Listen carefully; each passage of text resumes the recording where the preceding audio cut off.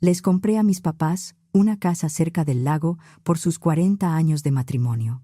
Unos días después, entré con la llave que yo misma había dejado para emergencias y encontré a mi hermano instalado ahí con su esposa, sus hijos y hasta el perro.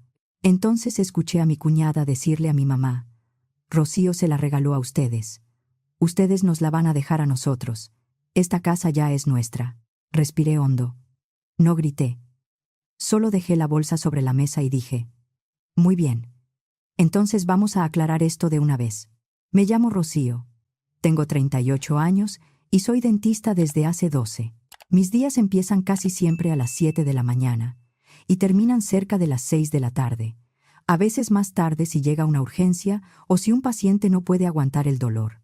No es un trabajo de presumir, pero me dio estabilidad. Y para mí, después de crecer viendo a mis papás contar cada peso, eso siempre importó. Mi papá, Héctor, tenía 63 años. Mi mamá, Teresa, 61. Estaban por cumplir 40 años de casados. Nos criaron a mi hermano menor y a mí en un departamento pequeño, en una zona sencilla de la Ciudad de México. No nos faltó amor, pero dinero casi nunca hubo de sobra. Recuerdo la ropa heredada de primas, la sopa de fideo varios días seguidos porque eso alcanzaba, a mi papá saliendo temprano a trabajar en una bodega y regresando de noche después de limpiar oficinas. Recuerdo a mi mamá cosiendo por encargo en la mesa del comedor, con una lámpara prendida hasta tarde, porque cualquier peso extra ayudaba. Ellos hicieron todo para que Ramiro y yo tuviéramos lo necesario. Ramiro tiene 35 años. Está casado con Leticia y tienen 2 hijos, Julián, de 10, y Camila, de 7. Él trabaja en ventas, aunque nunca terminé de entender bien qué vendía. Leticia trabajaba en un banco, en atención a clientes. Vivían en un departamento rentado al otro lado de la ciudad. Cuando yo era niña me hice una promesa: algún día iba a ayudar a mis papás. Los veía llegar agotados, los veía estirar el dinero hasta donde se pudiera, y me decía que, si un día me iba bien, no los dejaría solos. Y lo hice. Cuando terminé odontología y pude abrir mi consultorio, los ingresos empezaron a estabilizarse. No de un día para otro, pero sí lo suficiente para respirar. Con los años ahorré. Empecé pagando algunos recibos de mis papás, luego la renta, la luz, el agua, el gas, el internet, la despensa, las medicinas y las consultas. Al principio no querían aceptar. «No queremos ser una carga, hija», me decía mi papá.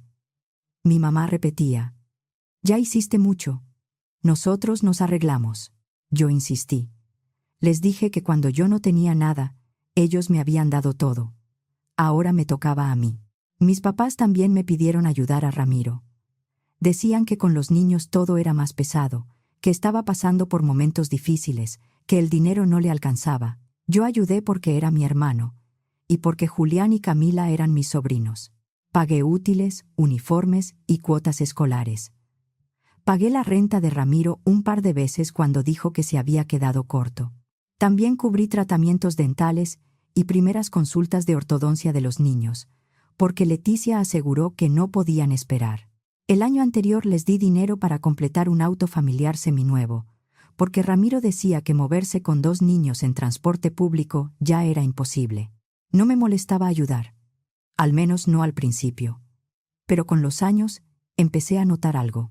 Mi mamá compraba despensa con el dinero que yo le daba, y después me enteraba de que la mitad terminaba en casa de Ramiro. Bolsas con arroz, leche, fruta, cereal, jabón, todo se iba para los niños. Mi papá también le daba dinero a escondidas. Una vez llegué sin avisar al departamento de mis papás y vi a Ramiro en la entrada, quejándose de que no le alcanzaba para la renta.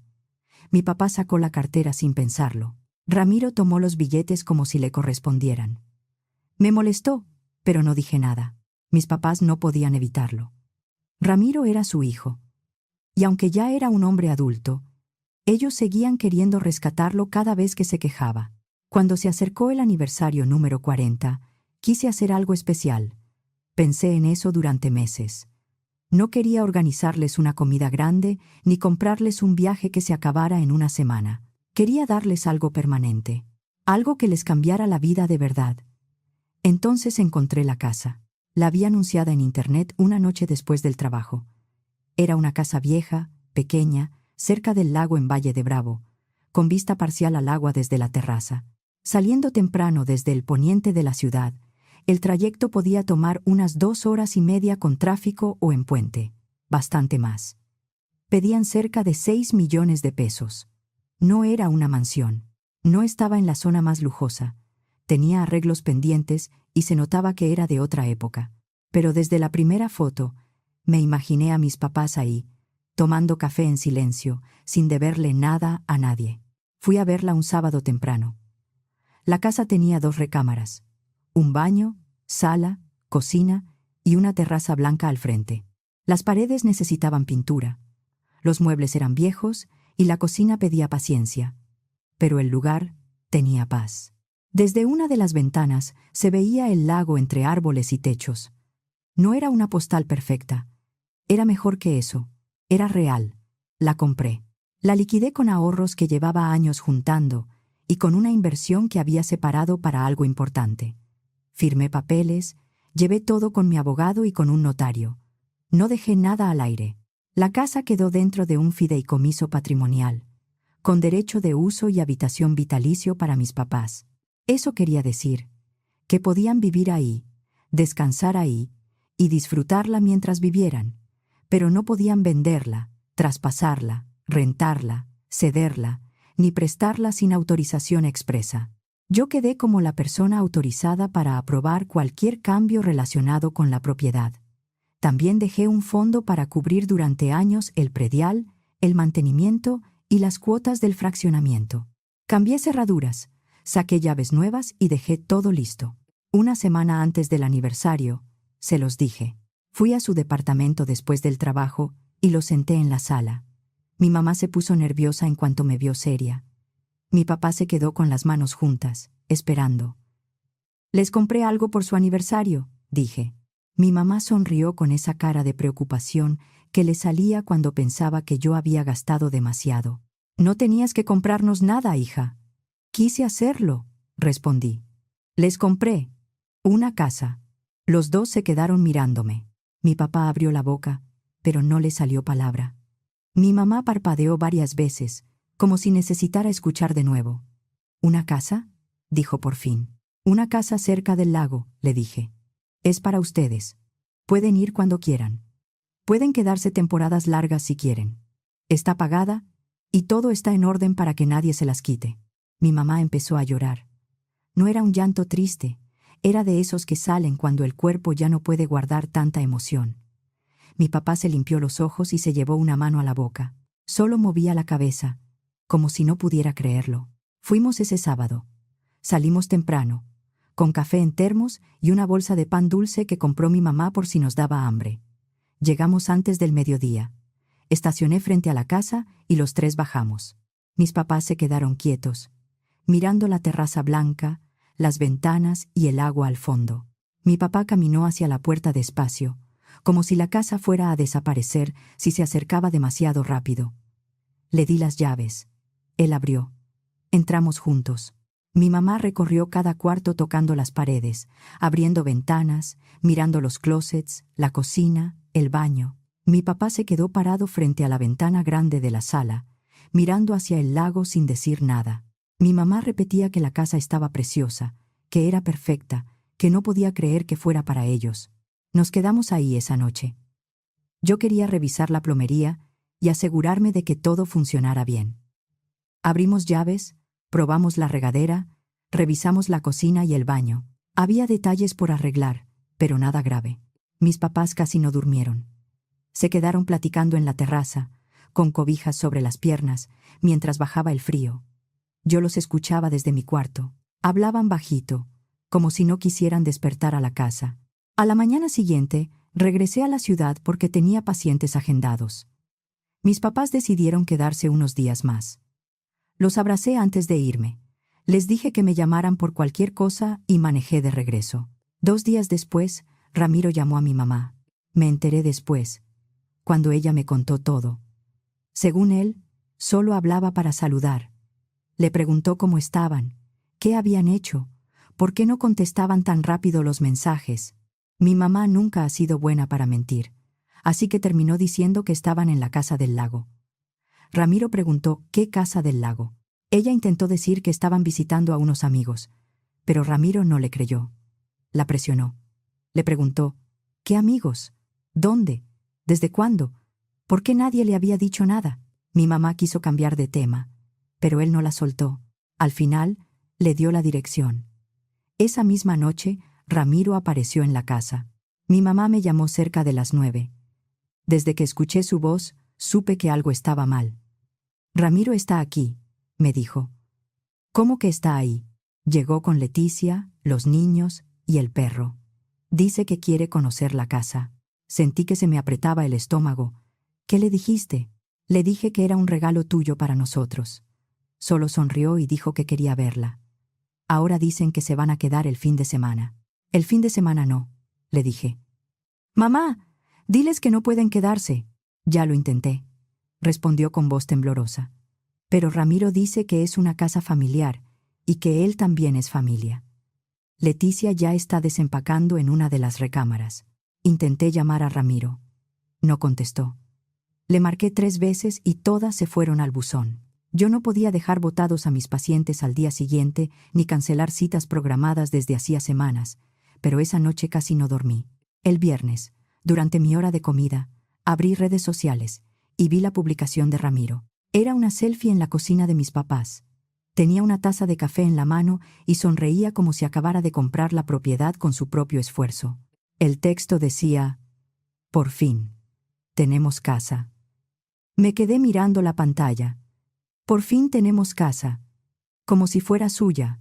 Los comentarios empezaron a llegar.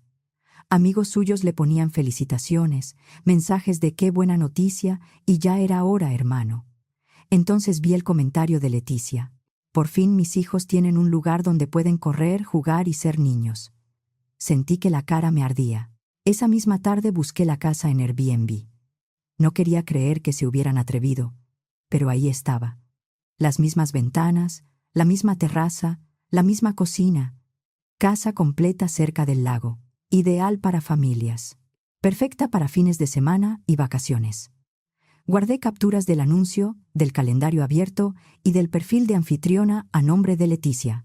Después le escribí a mi mamá. No firmes nada. No aceptes nada. No prometas nada. Voy el domingo. Yo normalmente no trabajaba los domingos, pero a veces abría mediodía para urgencias o pacientes que no podían ir entre semana. Ese domingo tenía 2 citas por la tarde. Las pasé al lunes temprano. También llamé a Martín, un cerrajero que ya había trabajado conmigo, y le pedí que estuviera atento por si necesitaba cambiar cerraduras ese mismo día. Manejé a Valle de Bravo desde temprano. El camino se me hizo más largo que nunca. No dejaba de pensar en la sonrisa de Ramiro, en la frase de Leticia, en la manera en que hablaban de la casa como si mis papás no merecieran tener algo propio. Cuando llegué, escuché gritos desde afuera. Me bajé del coche y caminé hacia la puerta principal. Estaba sin seguro. La empujé y entré. Leticia estaba en la sala, parada frente a mi mamá, señalándola con el dedo. Mi papá estaba sentado en una silla junto a la ventana, mirando sus manos. Mi mamá tenía la cara pálida. «Ustedes ya están grandes», decía Leticia. «No necesitan una casa así. Ramiro y yo podemos administrarla. Nosotros sí le vamos a sacar provecho». Mi mamá intentó hablar, pero Rocío nos la dio a nosotros. Leticia la interrumpió. «Rocío se la regaló a ustedes. Ustedes nos la van a dejar a nosotros. Así que sí, esta casa ya es nuestra». Ramiro estaba sentado en el sillón con una sonrisa burlona. «Mamá, no hagas drama», dijo.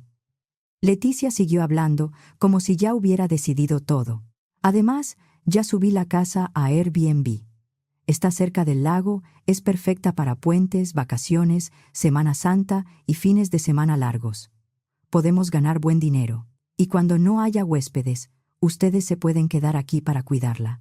Vi los ojos de mi mamá llenarse de lágrimas. Mi papá seguía sin levantar la mirada. Ramiro no decía nada. Solo estaba ahí, como si todo fuera razonable. No pude quedarme callada. «Se acabó», dije. «Esto no lo vuelven a discutir con mis papás». Todos voltearon.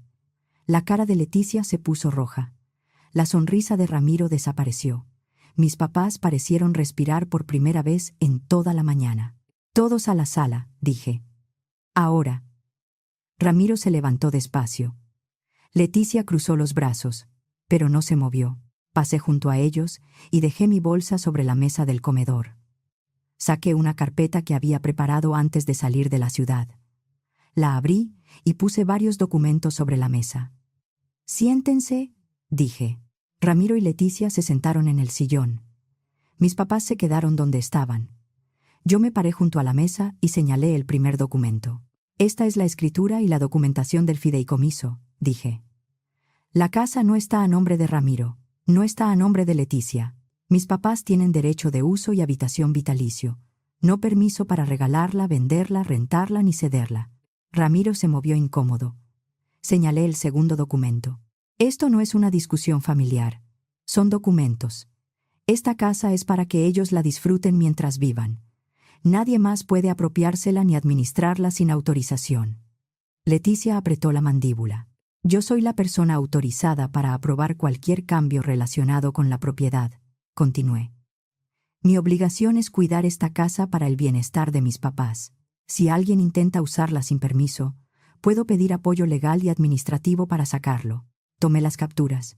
Estas son las pruebas del anuncio que subió Leticia. Fotos de esta casa. Descripción de casa completa. Reglas que dicen que los dueños no estarán presentes. Calendario abierto hasta agosto. Perfil de anfitriona, a nombre de Leticia. La cara de Leticia pasó de rojo a blanco. Levanté otra hoja. Este es un chat que mi papá me mandó ayer. Ramiro escribió, y cito: Yo hago que Rocío acepte. Ella siempre termina cediendo si mamá llora. Mi papá levantó la mirada por primera vez. Vio a Ramiro. Ramiro apartó los ojos. Tomé el último documento. Y este es el reglamento del fraccionamiento. Hay una cláusula que prohíbe rentas temporales y uso comercial de las casas sin autorización de la administración. Puse todos los papeles de nuevo sobre la mesa. Hoy van a empacar sus cosas. Van a borrar ese anuncio. Van a cancelar cualquier reserva y devolver cualquier pago. Van a dejar todas las llaves aquí. Y van a salir de esta casa. Ramiro soltó una risa seca. De esas que buscan humillar. ¿Y si no queremos? Saqué mi teléfono y le mostré la pantalla. Tengo 3 mensajes listos. Uno para la administración del fraccionamiento, otro para mi abogado y otro para pedir apoyo por ocupación no autorizada de una propiedad bajo fideicomiso. También tengo a Martín, el cerrajero, esperando mi aviso. No voy a tocar sus cosas. No voy a hacer un escándalo frente a los niños. Pero ustedes van a empacar, van a salir por la puerta principal, y en cuanto la entrada quede libre, se cambian las cerraduras. Leticia se puso de pie. No nos vamos a ir. Sí se van, le dije. Hago la llamada en este momento. Le escribí a Martín desde la entrada. 10 minutos después, vi su camioneta estacionarse afuera. Era un hombre grande, de unos 50 años, con cabello canoso y una tranquilidad que me ayudó a mantenerme firme. Bajó con su caja de herramientas, caminó hasta la puerta y me miró. ¿Empezamos? Primero que saquen sus cosas, respondí. Luego cambias todo. Martín asintió y se quedó junto a la entrada, sin discutir con nadie. Leticia perdió el control. Salió a gritarle desde la puerta, diciéndole que no tenía derecho, que esa casa era de ellos, que iba a llamar a la policía, que iba a demandarlo. Martín ni siquiera contestó. Solo se quedó quieto, esperando mi indicación. Todo tomó 3 horas. 3 horas larguísimas. Leticia caminaba de un lado a otro, hablando por teléfono con alguien que, según ella, sabía de leyes. Gritaba que tenía derechos, que no podían sacarla, que esa casa también era de su familia. Los niños estaban adentro, callados. Julián fingía revisar su mochila. Camila no levantaba la vista del piso. El perro ladraba cada vez que alguien pasaba por la puerta.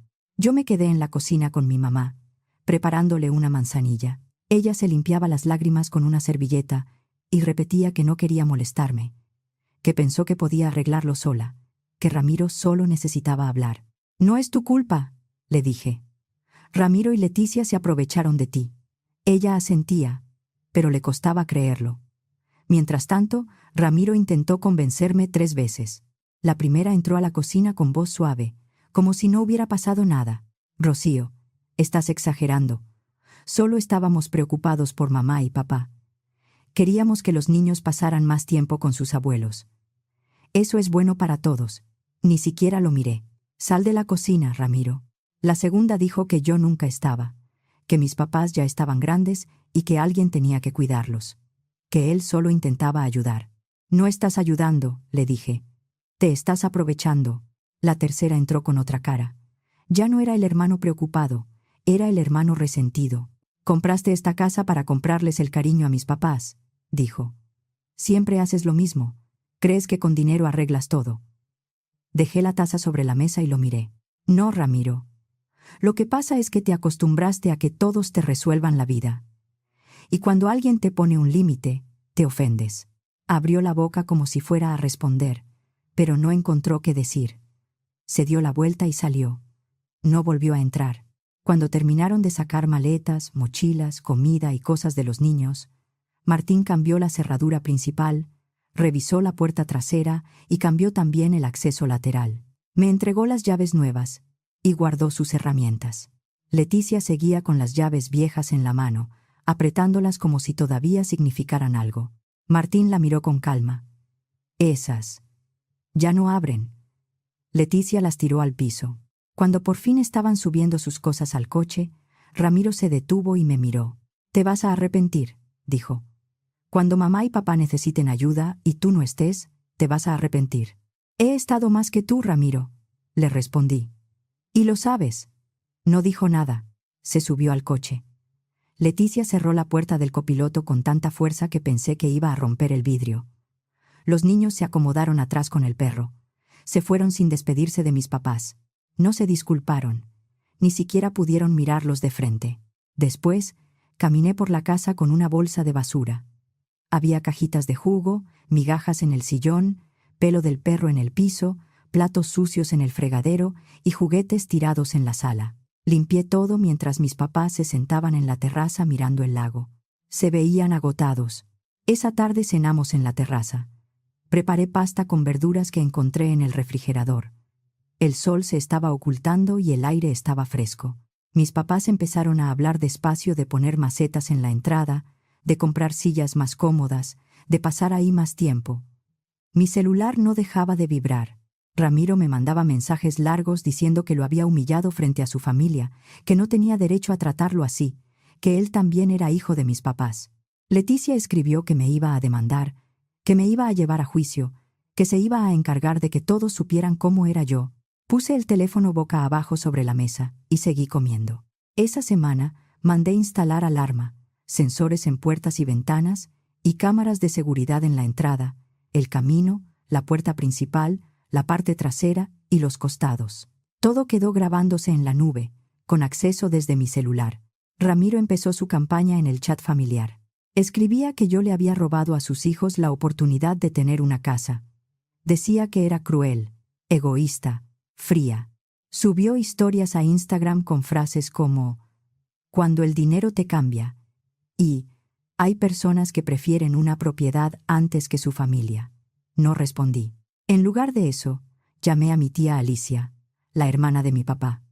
Ella siempre sabe lo que pasa en la familia y, sobre todo, sabe distinguir cuando alguien está contando una versión conveniente.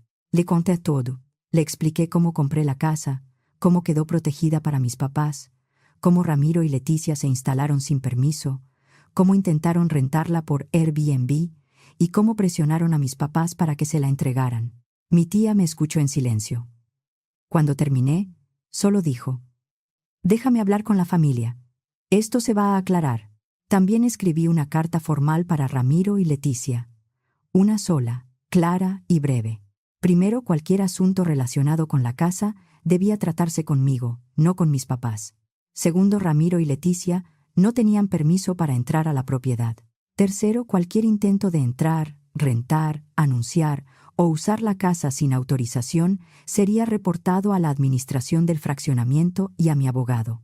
La envié por correo electrónico y por mensajería, para que quedara constancia. 2 días después, Estaba en mi departamento descansando después del trabajo cuando decidí revisar Airbnb otra vez. Algo me decía que Leticia no se iba a rendir tan fácil. Tenía razón. Había creado una cuenta nueva con otro nombre y volvió a subir la casa. Las mismas fotos, la misma descripción, las mismas fechas disponibles. Tomé capturas de todo y reporté el anuncio al equipo de seguridad de Airbnb, junto con la documentación de la propiedad y del fideicomiso. Esa noche no pasó nada.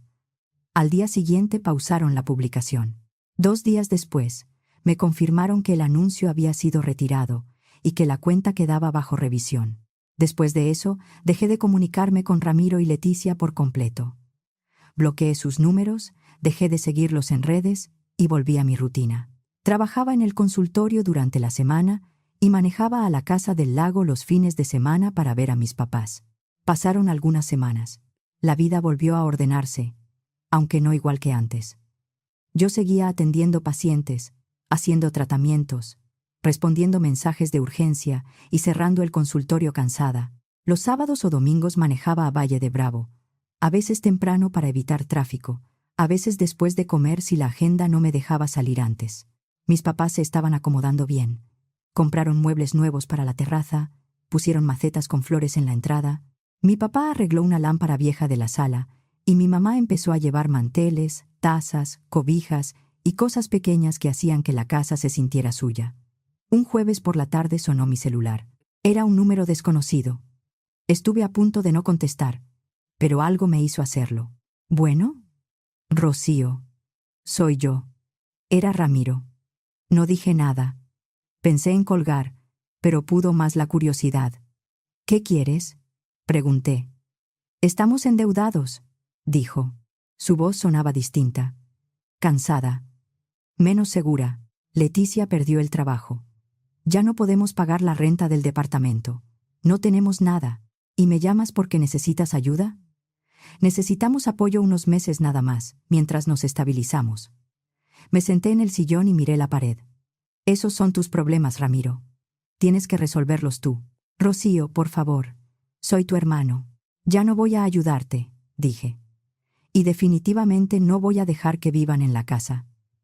No te estoy pidiendo la casa, respondió rápido, pero yo escuché la mentira. Sabía cómo empezaban esas cosas.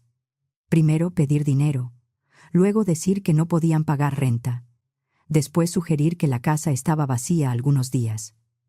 Al final, volver a meterse. Solo algo de dinero, insistió. Para salir del paso. No. ¿De verdad vas a hacer esto? ¿Vas a dejarnos batallar? Ustedes se pusieron en esta situación. Me equivoqué, dijo. Te equivocaste muchas veces, le respondí. Intentaste quitarles a mis papás un regalo que era para ellos. Quisiste convertir su casa en tu negocio. Los asustaste, los presionaste, los hiciste sentir culpables. Y ahora quieres que yo te saque del problema. Hubo silencio. Rocío, yo. No, lo interrumpí. Esta vez no. Te toca arreglar tu vida sin usar a mis papás y sin usarme a mí. No me vuelvas a llamar para pedirme dinero. Colgué. No volvió a marcar. Mis papás siguieron hablando con Ramiro de vez en cuando. Lo llamaban cada 2 o 3 semanas para preguntar por los niños. Las conversaciones eran cortas y se quedaban en Julián y Camila la escuela, las tareas, si estaban comiendo bien, si necesitaban algo concreto para ellos. No preguntaban por dinero. No ofrecían pagar renta. No mandaban despensa. No daban billetes a escondidas. Les costó. Un par de veces mi mamá quiso mandar algo para los niños, pero mi papá la detuvo. No con dureza. Solo le ponía la mano sobre el brazo y le decía: preguntemos primero qué necesitan. No mandemos dinero así nada más. Era extraño verlos poner límites después de tantos años. Durante mucho tiempo se doblaron por Ramiro. Siempre querían asegurarse de que estuviera bien, aunque eso significara quedarse ellos con menos. Pero algo cambió después de lo que pasó en la casa. Vieron cómo intentó manipularlos. Vieron cómo quiso aprovecharse de su amor. Una tarde, durante una de mis visitas, mi mamá me habló de eso. Estábamos sentadas en la terraza, tomando café y mirando el lago. Siento culpa, me dijo. ¿Por qué? Por Ramiro. A veces siento que le fallé, como si debí enseñarle mejor.